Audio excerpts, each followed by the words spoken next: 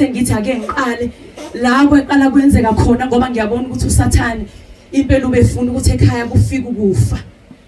Ingane yasekhaya yathi sedrobheni okokuqala yafika yathi iyothenga iphethe imali nje yogrosa iphinde futhi ithi ifuna ukuyolebhayela ingane zayo impahla.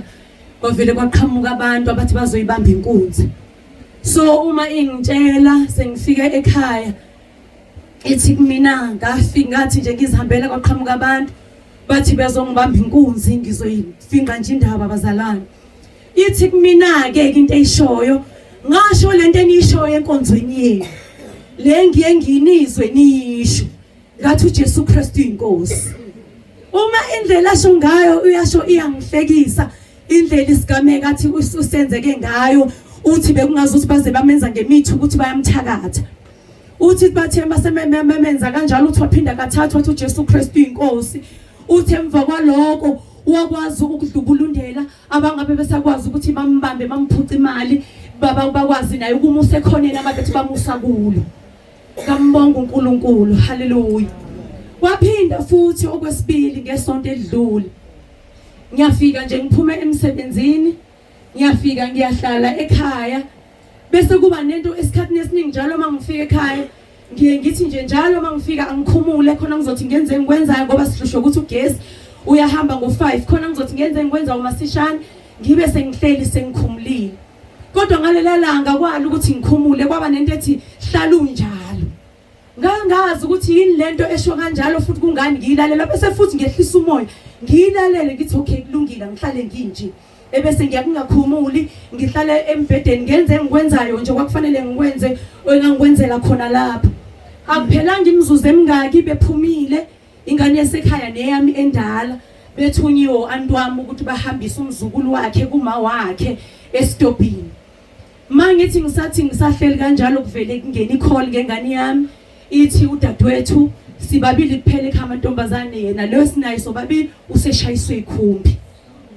Leso sikhathi leso ebese emva koloko ngenxa yokuthi vele bese ngitshela ukuthi angingakhumuli kube lula kumina ukuthi angivele ngigqoke icathulo amasokisi icathulo ngiphume ngihambe. Mangithi ngiyafika lapha yaphezulu sebemthathile bamfaka ekhumbini vele ingozi bingenzekanga ngasestopini bizingenzeke ngasesitolo kamakhathini bayo ngasekhobongwane. Sebemthathile nekhumbi baze beza naye la estopini ngenhla mawuyofika lapha ya kule stopi sasekhaya. Mangifika nabafowethu abawuthiwa basebephambi kwami ingane zasekhaya siyefika siyayimisa ke ikhumbi ebese ngiyangena ngaphakathi masishane. Mangithi ngiyafika bazalwane isimo sakhe sangidida ukuthi ngizoyichaza ngithi yini lento eyenzeka kuyena ngoba wayengasha uqobo lakhe lonke lungasha engasha nje engasha njengomuntu ozokhahlela bese yaphuma umphefumulo engasha inyawo engasha izandla engasha nje yena uqobo lakhe lonke. Ngathi mangibuka ngazi ngavela ngangazi ukuthi ngenze njani kodwa ngiyakhumbula ukuthi umqondo wafika kumina ukuthi mbeka isandla la bese uthi uJesu Kristu inkosi. Ngambeka isandla la ngasho ngiphindelela ngisakhumbula ngasho ngakodwa engikukhumbula ukuthi ngambeka isandla la ngathi uJesu Kristu inkosi ngiphindelela. Ngathi ngiqhubeka ngisho njalo ngambona wehla maqede emva kwalokho wathula. Ngithema ethula waqala wakhuluma naye uqobo wakhuluma ke manje. Wakhuluma ngamuza ukuthi ingqondo yabuya naye useyaqala nokungibona. Emva kwalokho ngase sengiphuthuma ngifonela uMamzondi ngathi Mamzondi angikho esimeni sokuthi ngingakwazi ukumkhulekela mina ngiyacela ungikhulekele yena manje. Wathi uMamzondi methi angikwenze njani ngathi angikwazi nokuchaza ngoba nami ngisalindele ukuthi ngichaze angazi kahle kahle ukuthi kwenzekeni. Wakhulekelwa bazalwane waphila inkosi yamphilisa. Ulimele yena usasesibhedlela uphuka imbambe ezufola bese kuba amathanga ukuze aphume kuthiwa kudingeka i-wheelchair ngenxa yokuthi ulimele impela kodwa ngibonga uNkulunkulu ukuthi uphilile. Usathane kade efuna ukuthatha umphefumulo wakhe kodwa uNkulunkulu akavumanga. Ngimbonga uNkulunkulu nangeprotection asinikeze yona ngoba usathane wayethi uzokhipha ibhokisi futhi ayelodwa labantu ababili ngoba babehamba bobabili kodwa kwashayise koyedwa kodwa uNkulunkulu phezulu kunjalo lo shayisekile angavumanga ukuthi afe. Ngimbonga uNkulunkulu ngomusa wakhe ngoba akavumi ngathi Ngibonga kakhulu uNkulunkulu umusa wakhe mkhulu.